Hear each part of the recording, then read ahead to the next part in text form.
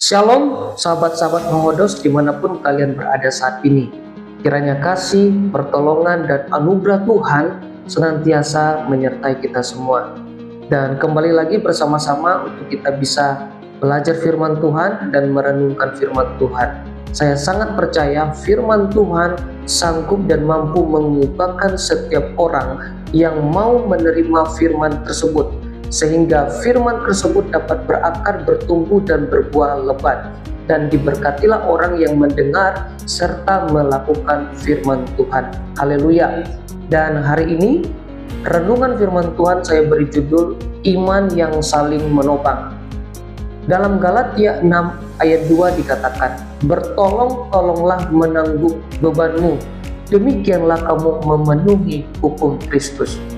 Saudaraku yang terkasih, banyak orang hari ini berkata imanku adalah urusan pribadiku dengan Tuhan. Kalimat ini terdengar rohani, tapi seringkali justru menjauhkan kita dari maksud Kristus yang sesungguhnya. Alkitab tidak pernah menggambarkan iman sebagai perjalanan yang sunyi, sepi, dan individualistis. Iman Kristen sejak awal adalah iman yang dijalani bersama-sama. Rasul Paulus menulis kepada jemaat di Galatia bukan kepada individu, bukan untuk satu orang saja, melainkan kepada komunitas orang percaya yang sedang bergumul.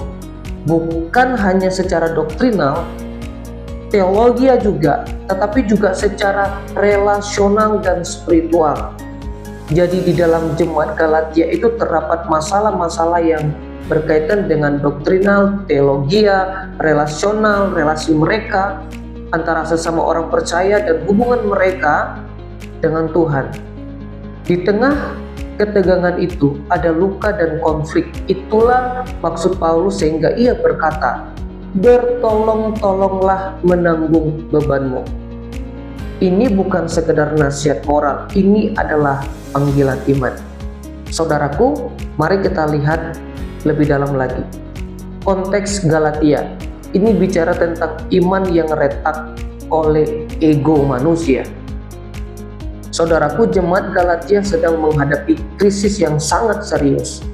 Mereka terpecah oleh pengajaran yang menyimpang, legalisme, hukum Taurat dan Sunat, dan sikap saling menghakimi. Iman yang seharusnya memerdekakan justru berubah menjadi alat pembanding dan penghakiman. Karena itu dalam Galatia 6 ayat 2 bukan ayat yang berdiri sendiri. Ia lahir dari pasal 5 yang berbicara tentang hidup oleh roh, bukan oleh daging. Paulus berkata, jika kamu sungguh hidup oleh roh, maka buahnya adalah kepedulian, bukan kesombongan. Saudaraku yang terkasih, apa artinya menanggung beban? Kata beban di sini menunjuk pada beban berat yang seseorang tidak sanggup untuk dia pikul sendiri. Artinya dia punya beban yang sungguh dia tidak sanggup untuk memikulnya seorang diri. Beban itu bisa luka batin, kejatuhan dalam dosa, kelelahan dalam iman, pergumulan hidup yang melemahkan harapan.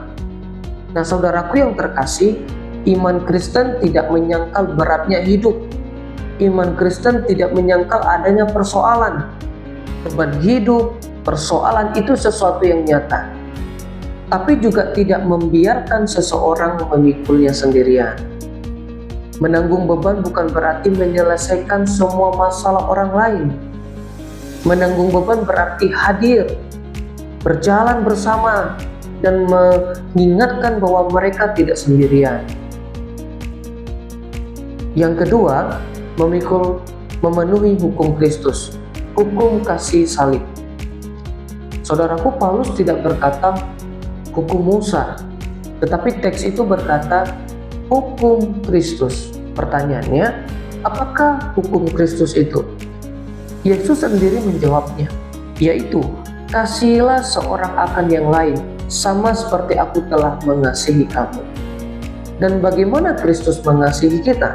Saudara, Kristus menanggung beban kita di kayu salib, menanggung dosa kita, rasa malu kita, kelemahan kita, keterpisahan kita dari Allah. Kristus tidak hanya menguatkan dari jauh, Ia memikulnya sepenuhnya. Ia bersama-sama dengan kita memikulnya.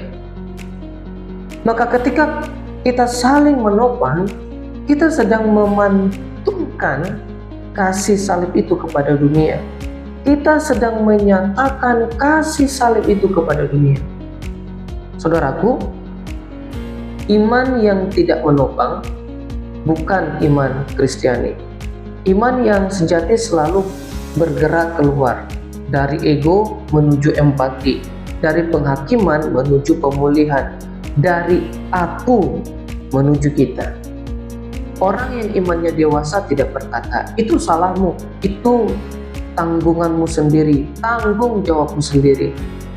Tetapi orang yang imannya dewasa berkata, mari kita hadapi ini bersama-sama dalam Kristus. Nah saudaraku, bayangkan jika gereja benar-benar menjadi tempat orang boleh lemah tanpa dihakimi, tempat orang jatuh boleh dipulihkan, tempat iman tidak diukur dari kesempurnaan tapi dari kasih. Itulah gereja yang Kristus rindukan. Dan iman seperti inilah yang membuat dunia percaya bahwa Yesus hidup. Saudaraku yang terkasih, Kristus adalah penopang yang sejati. Dan pada akhirnya, iman yang saling menopang hanya mungkin karena Kristus lebih dahulu menopang kita. Ketika kita lelah, Dia menguatkan. Ketika kita jatuh, Dia memulihkan. Ketika kita tak sanggup berjalan, Dia menggendong kita.